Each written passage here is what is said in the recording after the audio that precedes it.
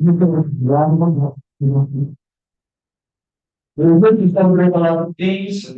One of them being the recent award given to Loki, the Outstanding Service Award, granted by the Political Association. So, congratulations.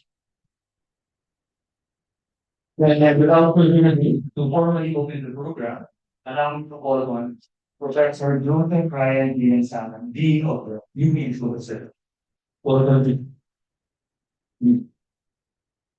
thank you, Adrian. Good afternoon, everyone.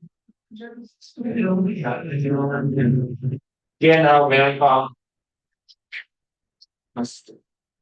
So, as Adrian has mentioned earlier, well, the Colloquium is actually a regular program, sure, school business. But unfortunately, we have a special run Colloquium in honor of spring pattern.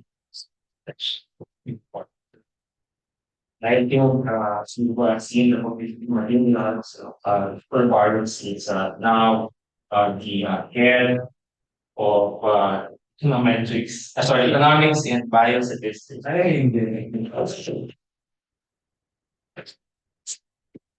School of Business, Commerce, University in Asia. So, Dr. Barrios, as many of us would know, is actually or formerly with the School of Statistics. No? So yun, yeah, somehow we're looking at and celebrating the many achievements of Dr. Barrios through a special colloquium. Pero medyo makaibang birthday, Dr. Barrios to the 1%.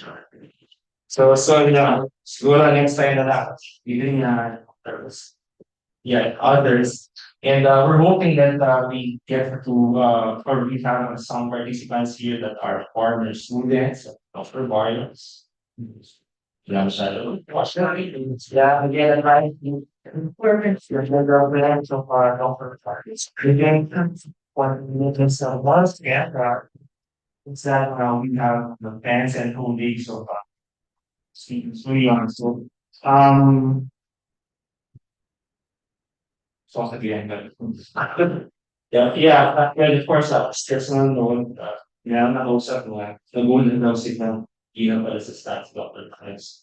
Same case with me, nung, actually, hindi niya pinalita directly. Nung nadulat lang, yung,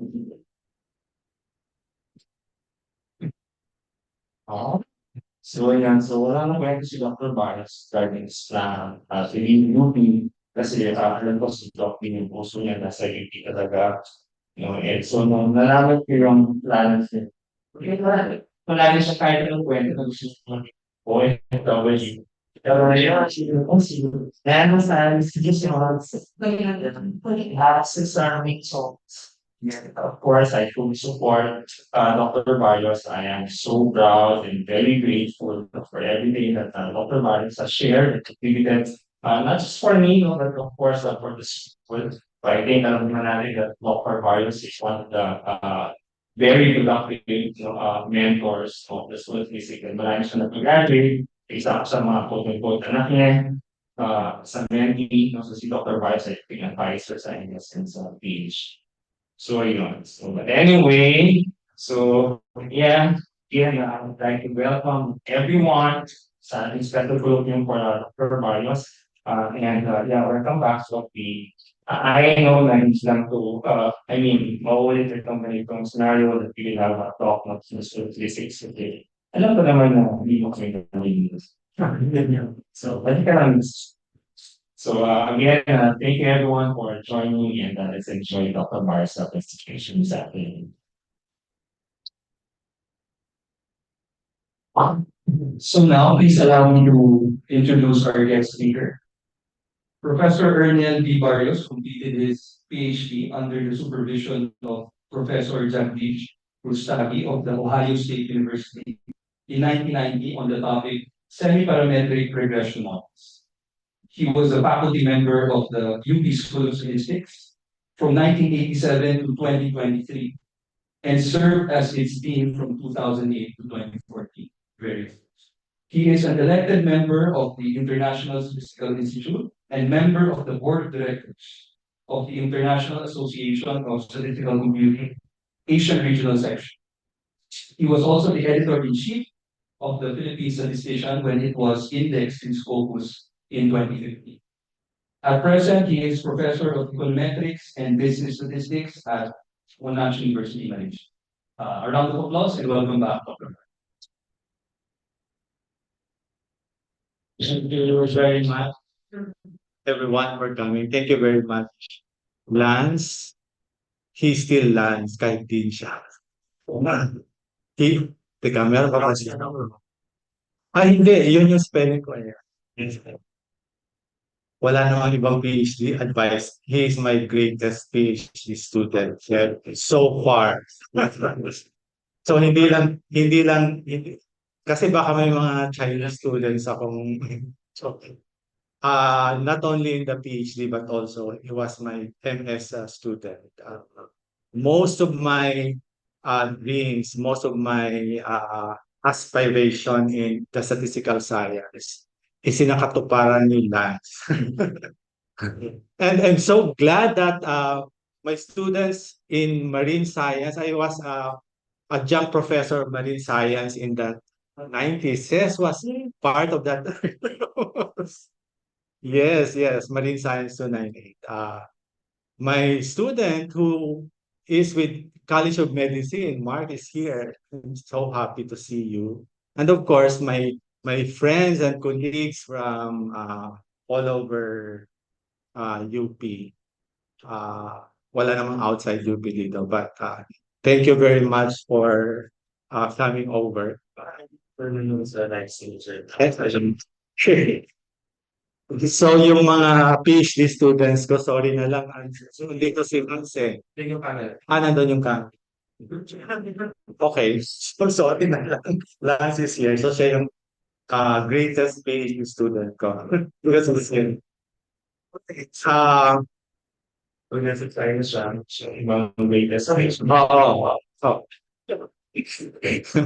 All right. Okay. So let me start with my presentation today. So I use this title, Computational Statistics and Analytics, because I want to keep my my mind in computational statistics, and at the same time I'm opening up to the possibility of marrying business analytics and computational statistics, and then later on I'm going to marry again another area that I'm pursuing now as part of the School of Business. I have to think in business sense. So I'll talk about it later on.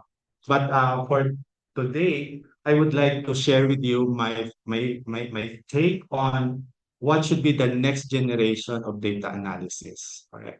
Okay. So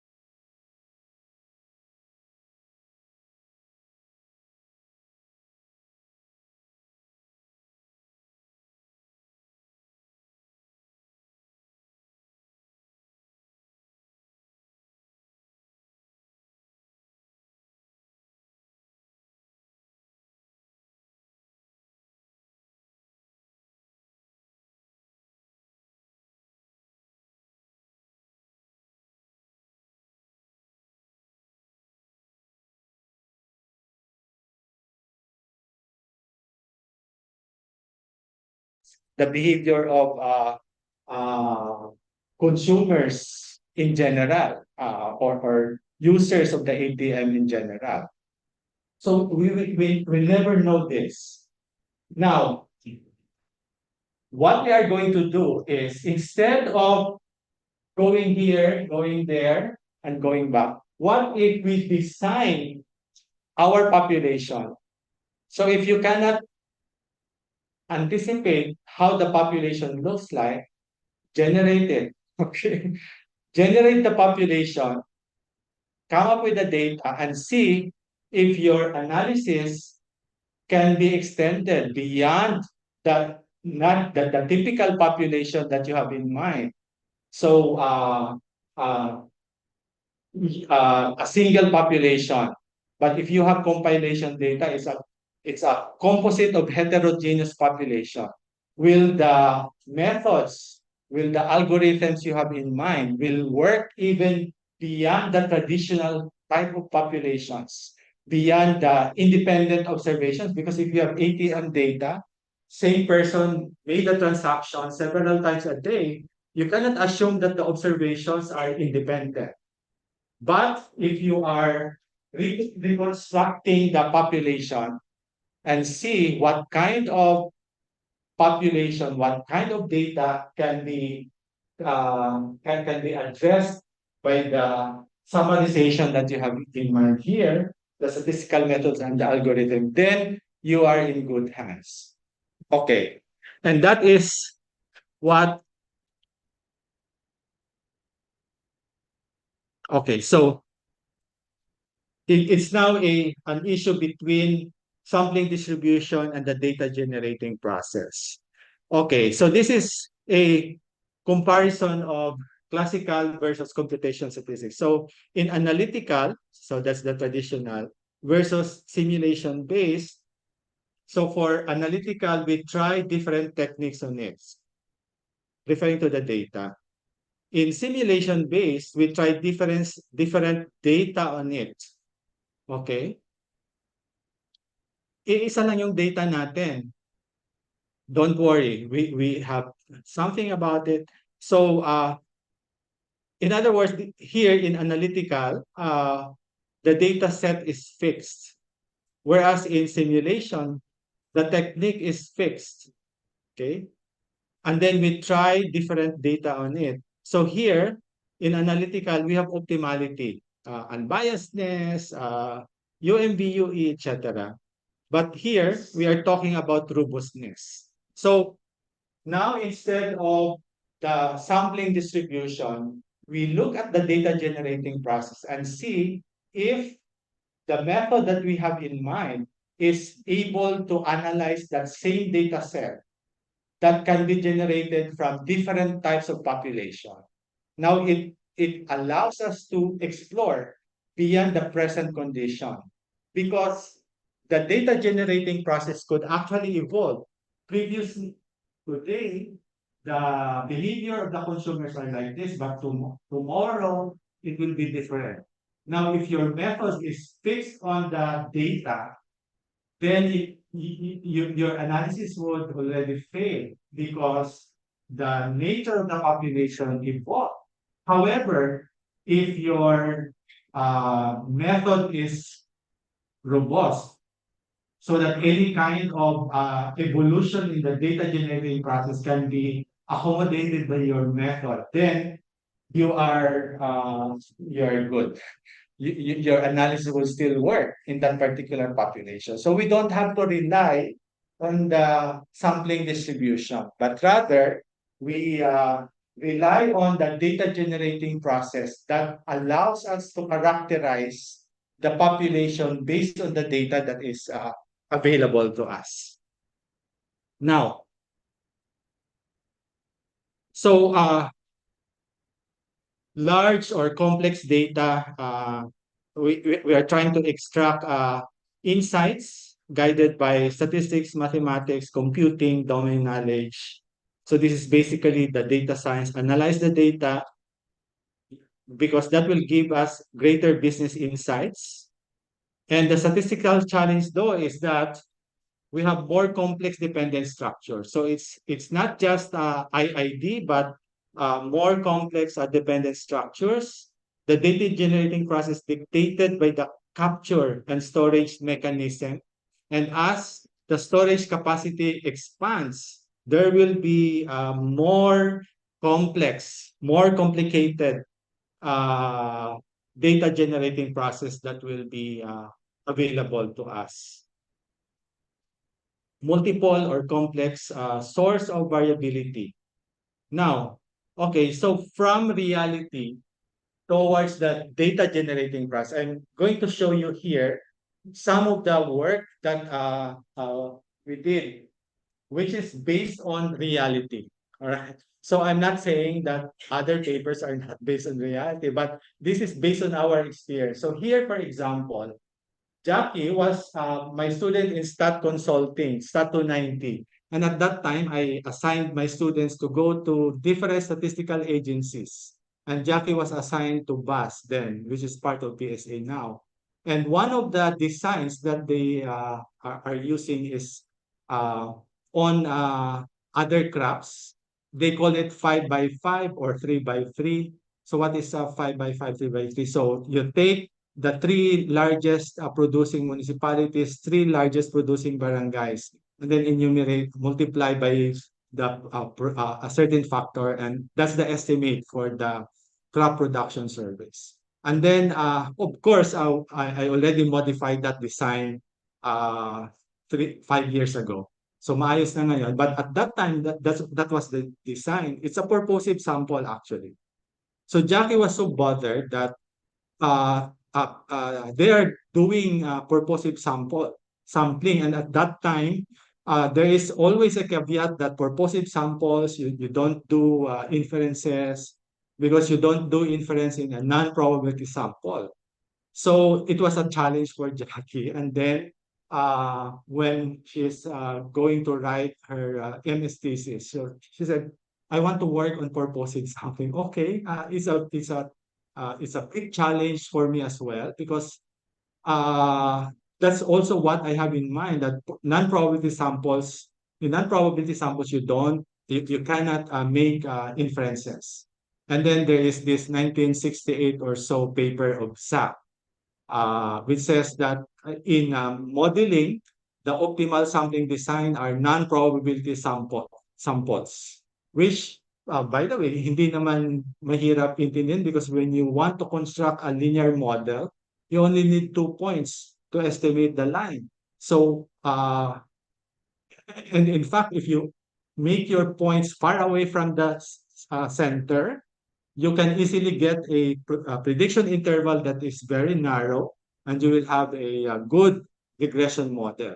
So makes sense. And that's what stimulated us to work on this estimation procedure. And of course, we have to do away with the sampling distribution, because sampling distribution is impossible if you have a non-probability sample. So we have to do the empirical distribution, which is again the bootstrap.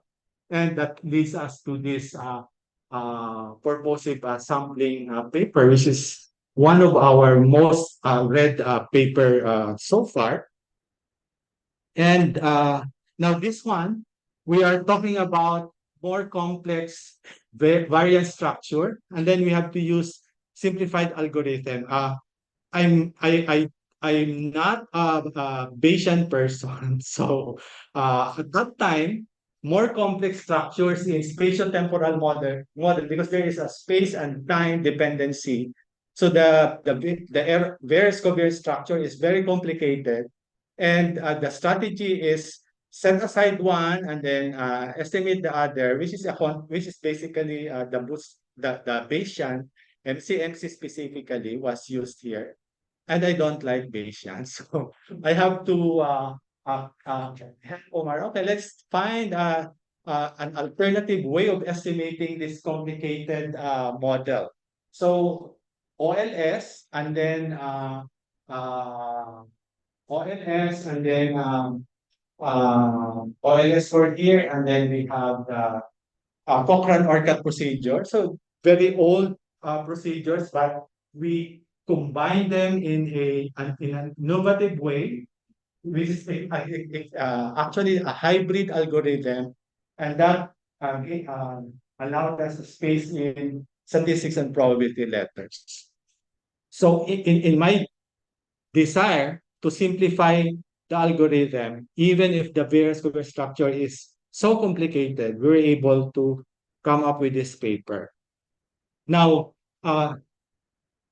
in a more complex dependent structure, so spatial temporal bootstrap has been introduced in this paper, and high dimensional data. Okay, a few papers on high dimensional data has been introduced. Okay, I can skip this.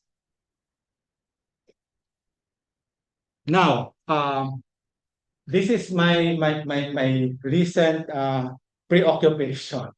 Okay, so this picture, it's actually my hometown, my barangay, many decades ago. That's where I was born, and I lived until age 10. So this is one barangay in Capiz, Panay specifically. Rough road dito. Dito kami banda nakatira. Isang bahay kubo dito, somewhere here. Tapos ito ay rough road. Maganda yan pag colored pero ito yung naka-publish. So, when I look at this picture, I would always think, paano gagawin dito sa ganitong lugar? Kasi kailangan nating, paano natin matulungan yung mga tao na nakatira dyan? Isolated. And you know that if a place is isolated, that development assistance will be minimal. You cannot expect them to think in a different way. Okay, so how to achieve rural development? Now, the question is, can issues be resolved within statistical science? Of course, so ayoko namang iwanan yung statistical science because that has been my life. And I want to be in statistical science until forever. So, pero meron ditong isang real life problem, which is rural development.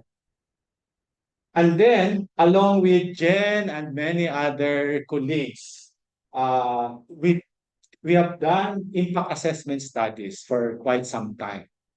World Bank, for example, UNDP, UNFA, ILO, for quite some time in the 90s up to the 2000s, these agencies has required the development assistance or loans by the different countries to be associated with impact assessments. So we do a baseline survey or baseline study before the implementation of the project. Then we do impact assessment studies. Kasama pala si Angel dyan.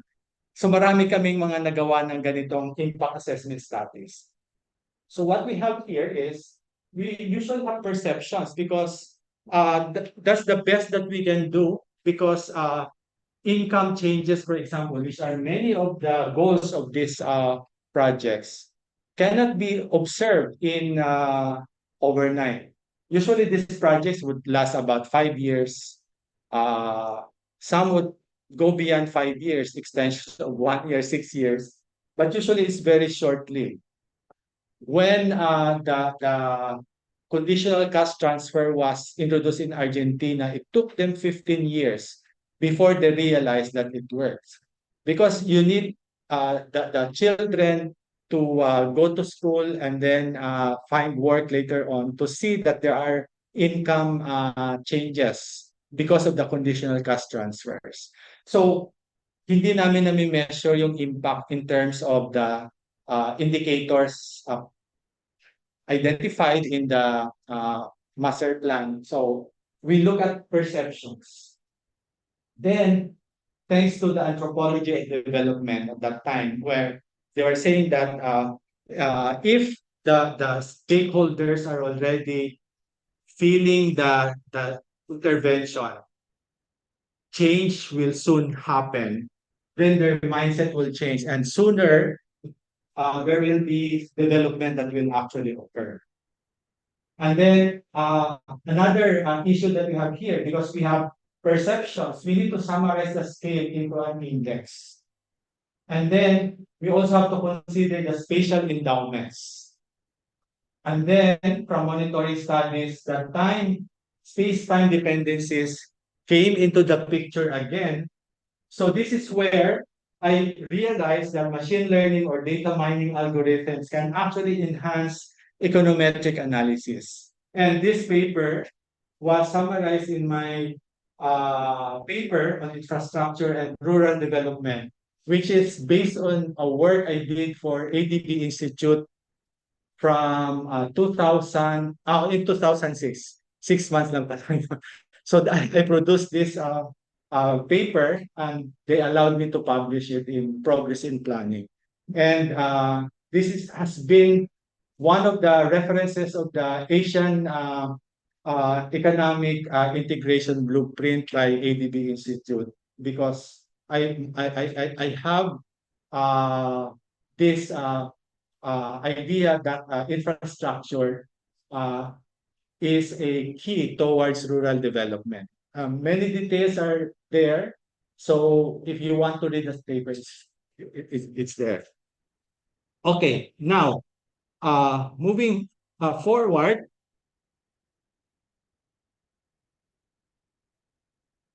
Okay, so now we're still on machine learning and econometrics. So we have this data in the financial market. Okay, so marami yan. Tapos, so you can look at it as multiple times here. So you see that these are all behavior of the different markets.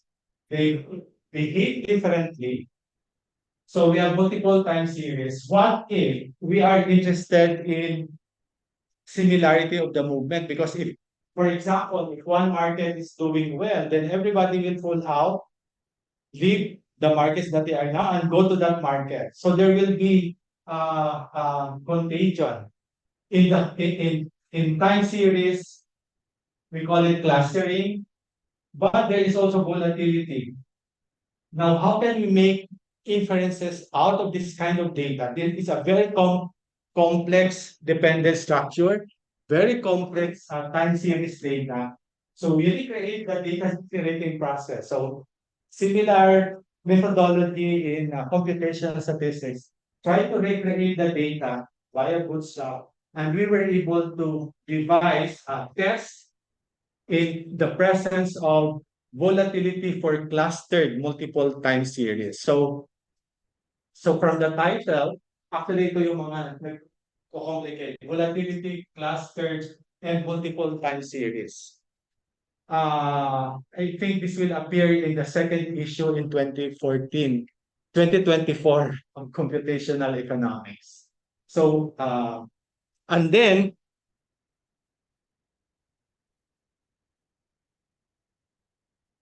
in the December conference of the International Association of Statistical Computing Asian Regional Section, I have one section here on machine learning and econometric analysis, where my current colleague, explored political economical influence of the middle income trap using open data. And then here, we're looking at the Islamic financial intermediation in the Malaysian market. So this is multiple frequency time series. Now here, this is stochastic frontier model with space-time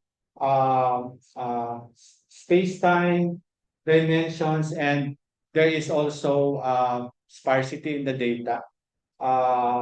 We're using the financial indicators from the cooperatives in the Philippines here. And then we are also into machine learning and neuroimaging. So pag tinignan mo yung date, ito yung financial markets data. Wala namang ipinagkaiba sa neuroimaging data. These are fMRI, EEG actually. Second record, this is daily records of the stock market. Pag tinignan mo, magkamukha lang yan sila. So now we are looking at brain imaging as a multiple time series. We are also looking at contagion, volatility, and we need to recreate what goes to the mind of the patient when this image appeared. So one of the initial work that our student here, Lance, of course, the advisor, we're looking at sample size calculation for testing distances for multiple time series because why do we need to compute the sample size? These are ADHD data that we're looking at. And then they are said, they are advised, okay, you sit here and there are sensors connected on their heads. Tapos sasabihin sa kanila na don't do anything, just relax. They are ADHD, so they cannot relax in 5 minutes or in 1 minute. So we want to find out how many do we actually need to capture the behavior that we're looking for. So we have two sets of data from the ADHD and the non-ADHD cases, and then different length, different regions. Now we are putting together the data to come up with a sample size. So unlike in experiments where we optimize the sample size in surveys where we optimize the sample size here, the response is a high frequency time series. So how do you now compute the sample size that will allow us to determine how many sample size how many ADHD patients do we observe so that the realization of these signals will be rightly captured. Otherwise, if you concentrate on certain parts of it, you see that there will be a different behavior, just like our stock prices over there. So, walang pinagkaiba na yung mga methodologies that we have already developed here can actually be transferred in neuroimaging data, which is not too far from what Lance and I did long time ago. Survival models are used to measure customer lifetime valuation in a telecommunication customers. All right. So yun yung nangyayari. And then more complex data structures, which is another session, HDN of course, mixed frequency with structural change. LA trying to identify unprecedented events based on density estimation. And then Shirley, wala ko daw. Shirley did bootstrap inference on sparse spatial temporal models with COVID data in mind. So mas nagiging masalimuot yung data structures that we are looking at in this session. All right. And that's where computational statistics will go. My thinking is that there will be more hybrid methods, computational statistics merging with different disciplines, neuroimaging, multiple time series, etc. But we have to have an open mind as to how do we analyze data. We don't need to keep our data analysis static. It has to be dynamic. We have to adapt with the evolving data generating process. And that's where we can adapt to the modernities in data analysis which adapts to the kind of data that is available to us. So I think that's all. Thank you very much.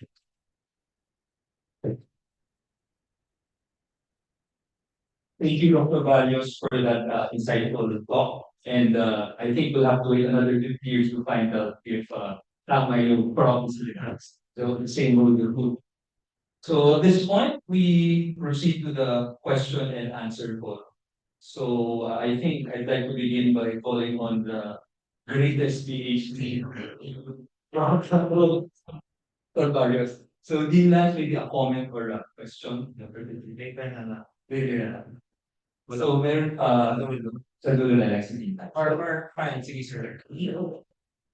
I think this one sir is more of for our students. I understand marami undergrad dito, right? Ako lang undergrad. Wala na. But I think sir, maybe you can like somehow expound on your discussion why it is rather more important now for to focus on the DGP rather than simply looking at the sampling distribution. I think they can easily relate on what the sampling distribution is. Dahil wala pa silang masyadong information, especially kung dito nag-consta on DGP. Okay. Meron na to. Okay. So Thank you. we always start with, okay, given a random sample, we say a random sample, I nila. Normal but to be exact. And then we build the population based on our notion of how the IID sample evolves. What kind of population are we talking about? That's the essence of sampling distribution. So we infer, we use the information provided by the data to characterize the population based on how we understand how the population looks like in our imagination. But most of the time, our imagination, according to Krupke, are really imagination. The population doesn't look that way, especially now with a more complex data compilation. Hindi na ganoon kasimple yung data structure ng yung characteristics ng population natin. So, mahirap mo nang sabihin na this is the this is the sample, this is the sampling distribution, then this is my inference. This is how I would characterize the population based on the data. All right. And that's where the optimality gets into the picture. Now, the new paradigm is, instead of contemplating on how the population looks like, why don't we reconstruct the population based on the data? This is how the population looks like. This kind of data can be coming from these different populations. So, for example, our data exhibits stationarity. Our population could involve near non-stationarity. So if the autocorrelation is 0.5, gagawin mong 0.9 or 0.95 or 0.99 yung autocorrelation, then it's near non-stationary. It's still stationary, but it's near non-stationary. Now, if your techniques will work within this near non-stationary framework, then if in the event your data generating process move towards near non-stationarity, then your analysis are intact. Otherwise, if you are keen on assuming that your population is stationary, and then you analyze, okay, given that you have a stationary time series, ito yung forecast ko next year. Pero nagiging near non-stationary na or worse, there is structural change. So, paano na ngayon? Ano ngayon yung sasabihin mo doon sa forecast mo na mali? This actually happened with Dr. Mariano in the 1997 Asian financial crisis. So many econometricians have forecasted this will be the behavior in 1998. But came the 1997 Asian financial crisis. So everything is shocked. We're shocked na yung forecast nila ang layo doon sa nangyari. There was a crisis. They never anticipated the crisis. So techniques like Markov chain or regime switching model that Jen should have been working and so on. Na-shatter lahat kasi we are fixed on the same predictive algorithms. And yet, yung mga assumptions hindi na satisfy. Okay, what if instead of making these assumptions, let's try to recreate. What if the population evolved, hindi na siya merong crisis or merong structural change, merong non-stationarity na nangyari? Can our forecast still stand? Can our forecast be robust? So this is the value of looking at the data generating process.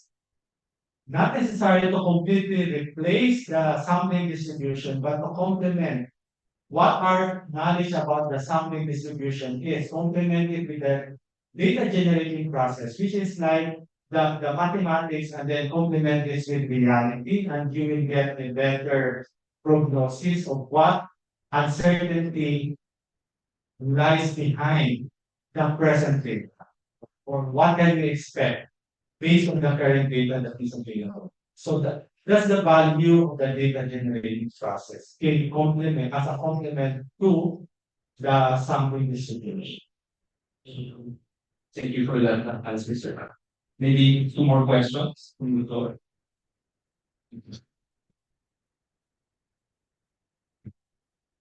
But siguro, sir, while they're thinking of a question, Okay. nabanggit sir earlier that there's an analytical and computational approach in statistics, analytical being more mathematics and proofs-based, computational being more simulations-based. So, ano ba sir yung way to like marry that? So of course, there's a place for the mathematical proofs. And then memory context where you require the robustness nga. So what's the middle ground between it? You ask clans. Okay, babalik sa akin. Anong ginawa mo na? Sige. We think it's not a matter of like trying to comparing and contrasting the two different methods. There's value of trying to do like closed form proving mathematical mathematical stat basically. Alam niyo naman yung thinking natin. We have like particular estimator in mind. How do we want us to characterize this estimate? So we need to find proof, for example, that it follows a certain distribution. And everything is supposed to be easy for us to describe if we have that. Or you already know the distribution of that estimator. Pero sometimes, hindi naman ganun ka simple mag-rule. Kaya ibig sabihin na kapag hindi tayo proof, simulate, bootstrap. So I think hindi naman ganun outright yung thinking. So of course, there will be potentials of you being able to simulate. Kaya naman Dr. Barrios. The BGP, an abstraction of what we think is true. Pero what if, hindi naman tayo marunong mag-isip ng tama. Yes ba yan? Hindi naman natuturo yan. You really have to formulate properly your abstraction. Otherwise, everything that's we follow, kung mali yung isa, di mali naman. So I think, hindi naman it's just choice between method A or method B, but from like if method A works, then very good. If method B works, or nasabing parang very good. I think yun yung dapat complete. So yung marrying of the two, hindi naman kailangan dominate yung isa o the other. Kasal naman. Thank you for that, Diliman. Maybe one more question from the floor. Pwede ako magtawag. Joke.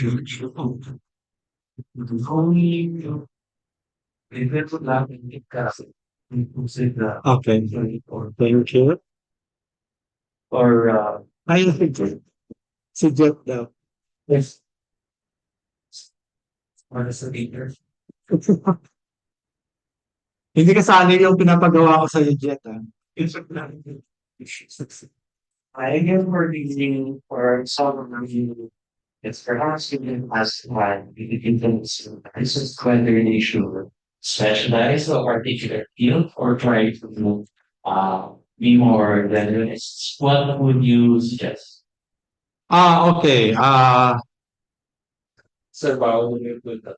Oh, when I was much younger, gusto kong puntahan lahat. In fact, when I worked under my advisor, Professor Rostagi was so kind and he treated me like his youngest son. Tatlo yung anak niya eh, so ako yung bunso daw.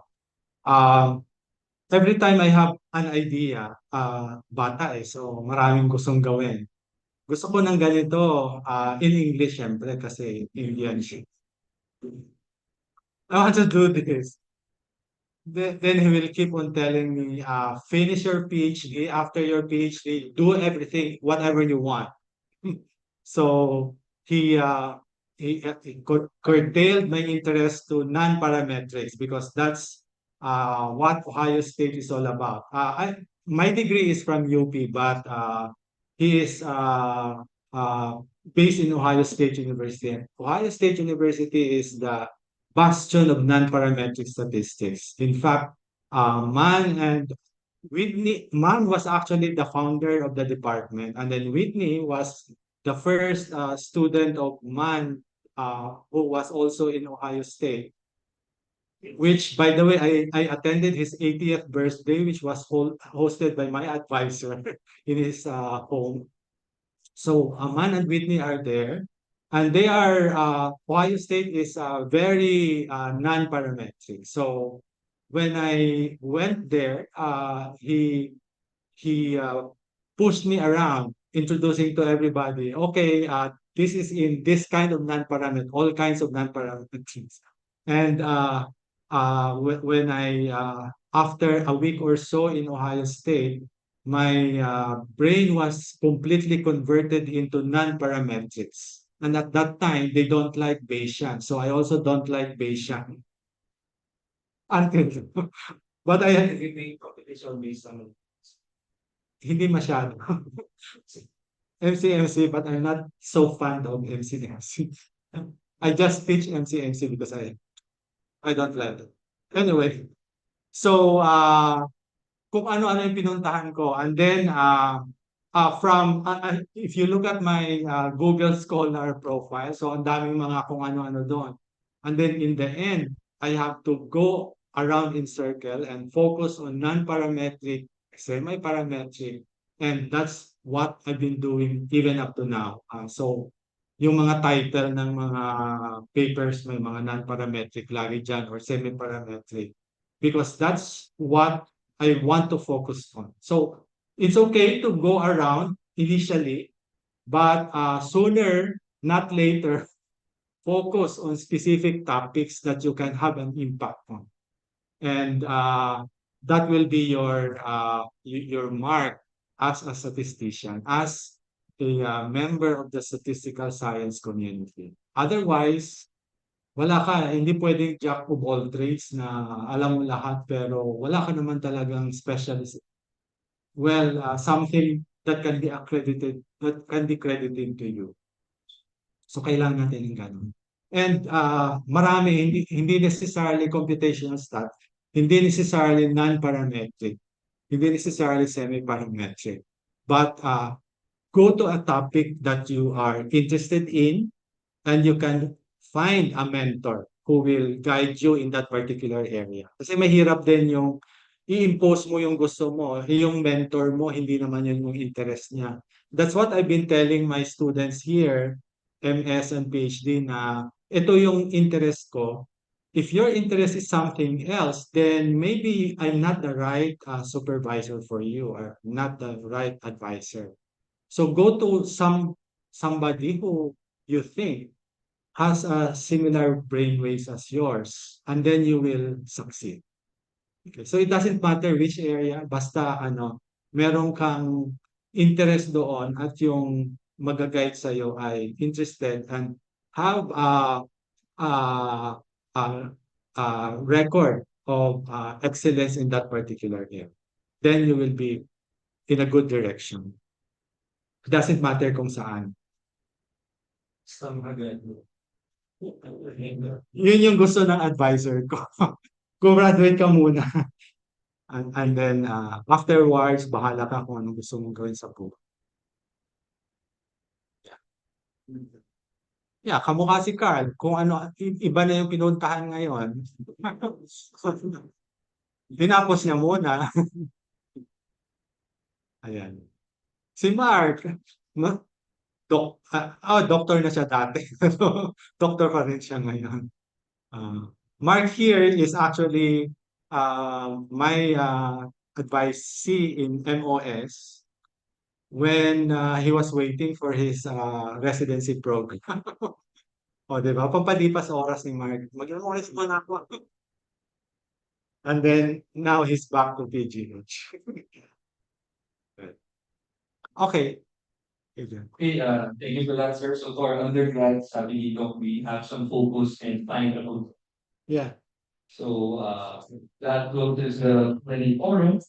At this point, we will hear some special messages from certain So I call on here Professor Casiana Blanca Villarreal. That's you know one a former student of Dr. Barrios and currently a full professor at the Diliman. Professor, Professor Gwen. Basta professor.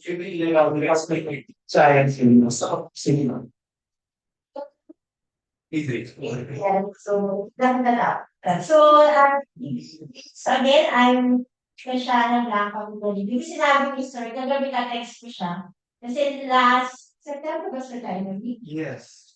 Di man na sinabi na pupunta siya dito. So anyway, so again, I'm from the Department of Food Science and Nutrition. So ako ay kapamilya din. So makilala ko yung mga nasa kasi ang tagal ko natin parang si Mark. Hindi na ako hindi na ako para sa oras. O hihintay talaga ako ng PhD para bago ako mag-PhD naka-MOS ko. Barrios. For 16 or 17 years since nag-expire ako ng MOS ko 2009. Tapos, naging teacher ko si Sir sa akin. So, doon ko na yung inihal sa akin consultation. May tinuturo ko na rin sa mas estudyante ko sa College of Economics. And then, siya rin yung teacher ko sa consulting classes. And then, dapat, siya rin yung advisor ko rin. So, may mga distractions ko kami na thesis ko sa MOS. But unfortunately na, hindi ko siya natapos.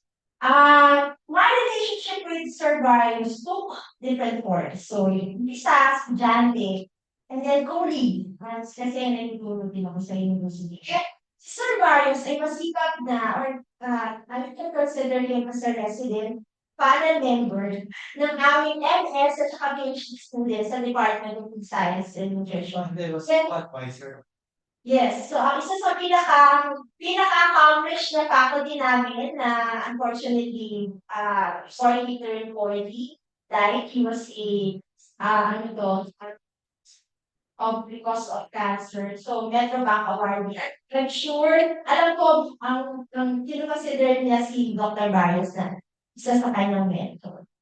So, meron dito tatlo na naging part ko sa currently si ay mga katulong si Kevin na kasi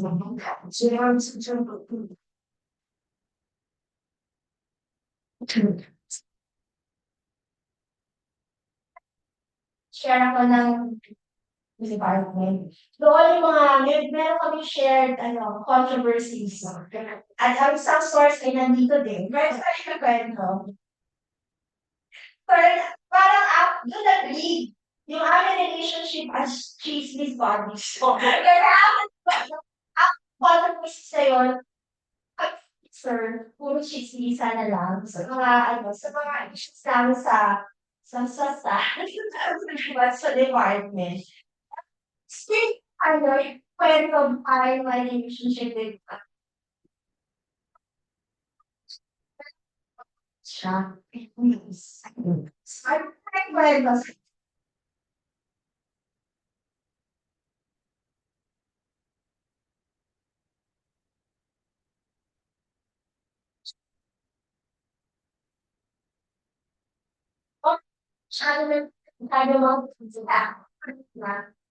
Background is in science and technology. So more on application. So doon ko na-appreciate talaga ang stat. Gusto ko ng stat before I took MOS. Pero mas appreciate ko siya like MOS ako. Isa si, of course, si Sir Barrios and then si Ma'am Jen. Favorite teacher ko din yan sa exam. Ay, that is ako. You know, concerns and experimental design.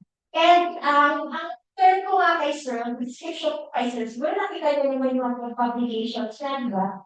Beautiful man talaga siya. And sobrang na-amaze ako. One of my sessions consulting class, namin daw pinipresent ng mga consultancies niya. And then sobrang passionate na talaga pag may kukwento siya.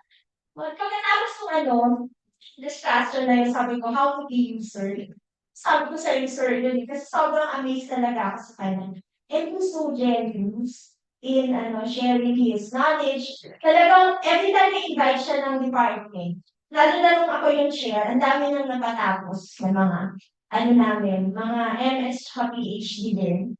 Kasi kung alam niyo ang reputation ng department namin, ang hirap magpatapos ng MS at saka PhD. Anyway, but talagang instrumental si Sir na ma-improve lalo yung aming faculty profile.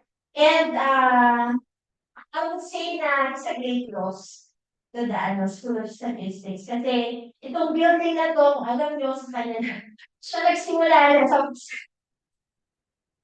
So, nung nag-start yung pagkakaan ko ng PhD, tinuro pa niya ako dito. Sobrang proud siya dito sa School of Statistics. Na lang, unfortunately, hindi ako nakapag-class dito. Yung talaga pangarap ko sana, sa man lang nakapag-class ako dito sa bagong building.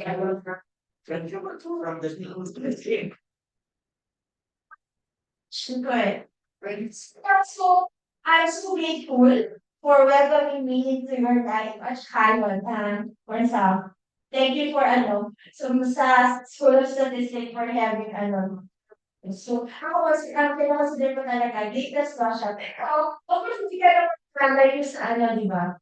Pero focus ko talaga sabi ni Sir, ay para sa Philippines. But because of many circumstances, you have to go. And, last message na lang. Good luck, God bless. And I know you're very happy. So I know bagong sure, and siguro, take care of your health kasi sa iyo sa mga video mo, for your all your contributions, not just in the school of statistics, but actually.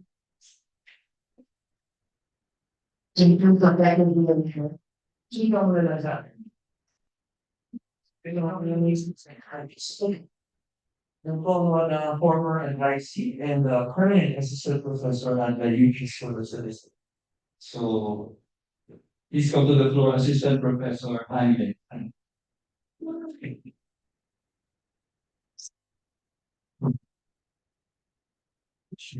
Sir, di naman ako nasaktan nung sinabi mo sa simulasi.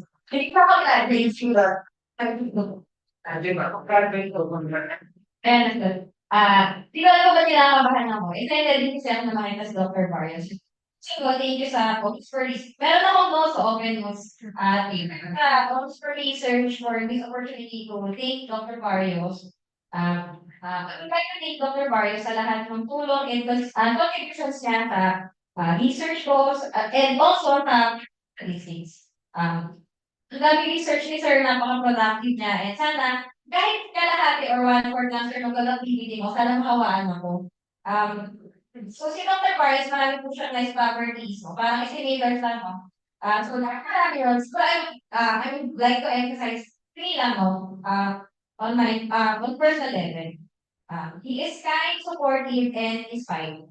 So kind, yun lang po yun. And then, syempre, straight from he's kind, no? I know that he's kind kasi minsan after class, chinichika ko sa the way he talks about his family, ko na, mahal naman niya yung pamilya niya. Tapos, the way he treats other people, yung peoples niya, and also, kami mga ordinary mga mag-aaral, no? He's very kind. Tapos, yung mga quote-unquote stupid questions, no? Kahit parang, dapat alam mo na yan kasi dapat nakikinig ka sa klase. Kailangan ko maliit na kahit ganun mga questions.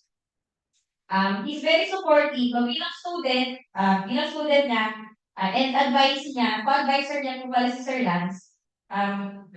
Nagsisend siya sa amin ng mga conferences yung pwede niyong attendan. Nagsisend siya sa amin ng mga papers na pwede namin basahin. So yun, bilang advisor and bilang teacher, napaka-supportive ni Dr. Barrios. In fact, yung first participation ko sa international conference, si Dr. Barrios yung nag-push na mag-attend ako, sinabi pa niya, anong hotel yung magandang ano yung mga pwede. Nagbigay siya ng mga tips, no? Halimbawa, sa buong conference. Kaya lang daw sa buong conference, pwede sa kalagitnaan, naman siya muna kayo, di ba? Grabe yan,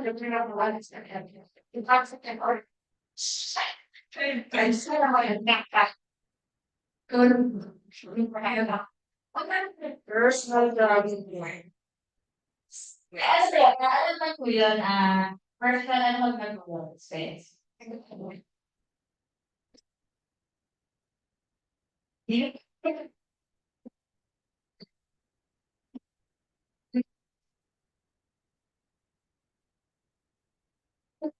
parties, naka-raise for yung panel, sir, you're really someone I look up, parang balang araw or sana ceremony, kakaiba for lang magsipagal or lang piliin, sana nabaan ako. And yun, lastly sir, so sabihin na namin ka namin bilang teacher, wala pa kami ako, namimiss ka na namin bilang teacher, pero I'm really happy, nasa ka na ngayon, and I'm shocked.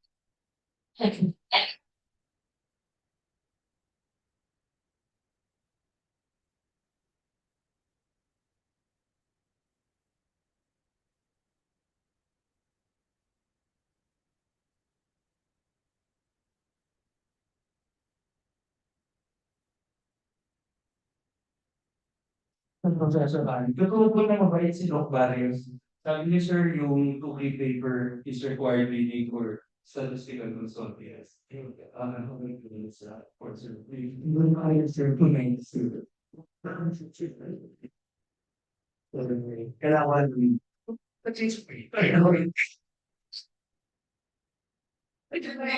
so finally, we call one more faculty in the UP Diliman to deliver special message.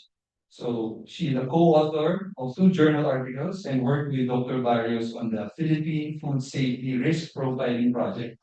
And assistant professor in my Department of Food Science. So let's give a warm round of applause to Assistant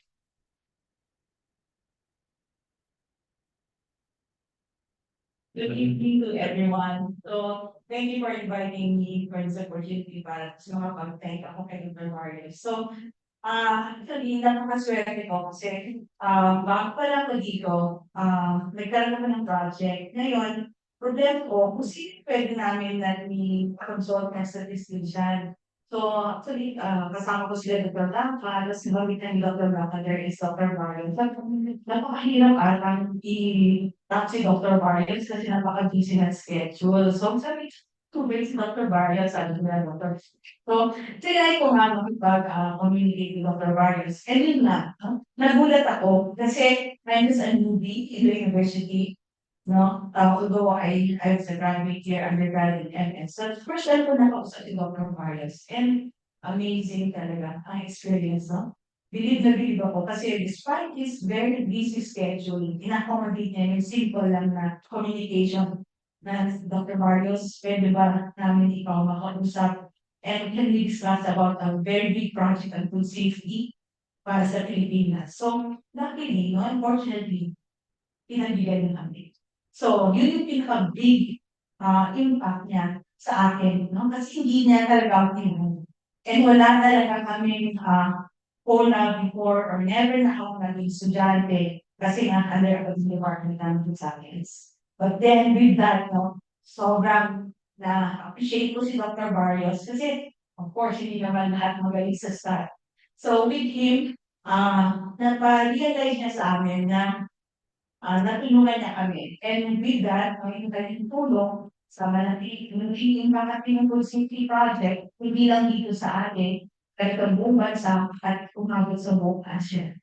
So yun, nakapag-tatulog niya, natulungan din na lahat ng mga researchers namin sa Food Safety Project. May 20 kami researchers. And each one, no, nakapag-publish ng risk profiling. And kasama rin namin siya. And napakalaki talaga ng impact niya sa amin. So, that since hindi lang doon nag-stop, at na-continue pa rin mag-researching from and up now, tinutulungan pa rin ako ni Dr. Barrios. And even mga undergrad, mga graduate student ko na kailangan tulong sa mga statistical analysis, statistical design, something. So, bakit si Dr. Barrios na sa ibang university na napaka pa rin yan, no? Malapit pa rin kami, and sobrang easy for us to communicate with him. Even at the wee hours, sumasagot siya. And with that, Dr. Barrios, hindi ko makakalimutan at wala or describe how thankful I am. No, I'm very grateful. Thank you.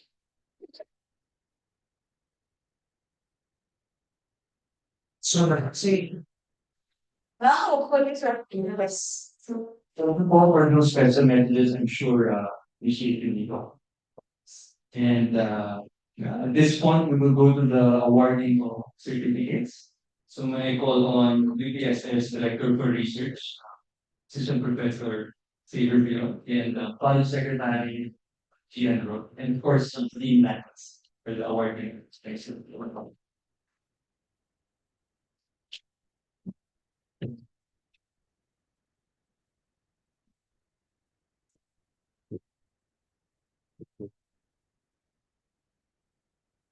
So allow me to read the certificate of appreciation. The University of the Philippines School of Statistics presents the certificate of appreciation to Erniel Barrios, PhD, in grateful recognition of their expertise and invaluable service as a speaker on computational statistics and analytics, the next generation of data analysis. As part of the Colloquium on the Statistical Sciences of the UP School of Statistics, given this 11th day of January 2024 at the School of Statistics, UP Diliman, Quezon City.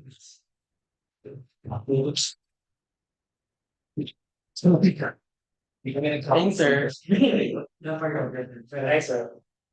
It's pass on, please. Make sure of that. Thank you. Pilot. Over here.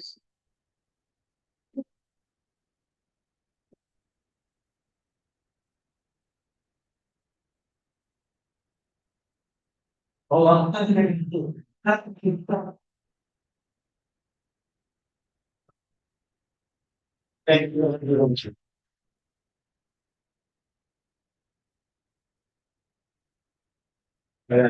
Right, speaker. So when we remember Pastor Diliman, ayun, or dito na lang or okay.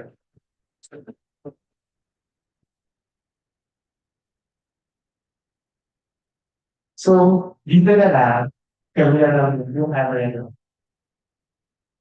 Stay. And then for the students, meron light snacks outside, and then invited guests and friends of the Barrios. We have dinner receptions, a lecture halls. So the picture mo na yung video na rin. Sige, baka yung that side, yung na tayo to this side. Para lang mawala yung search for me. Don't let me.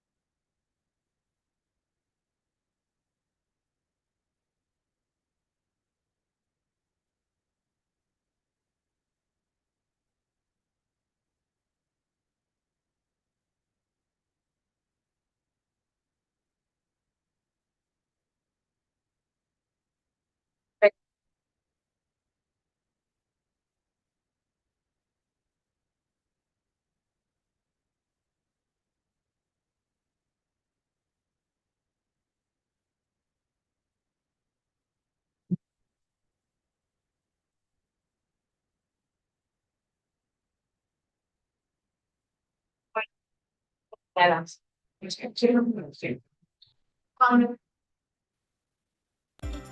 Thank you. Sorry, tapos ko lang. Ito lang ako muna.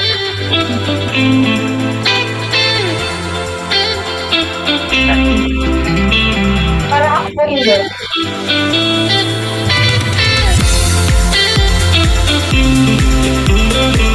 One, two,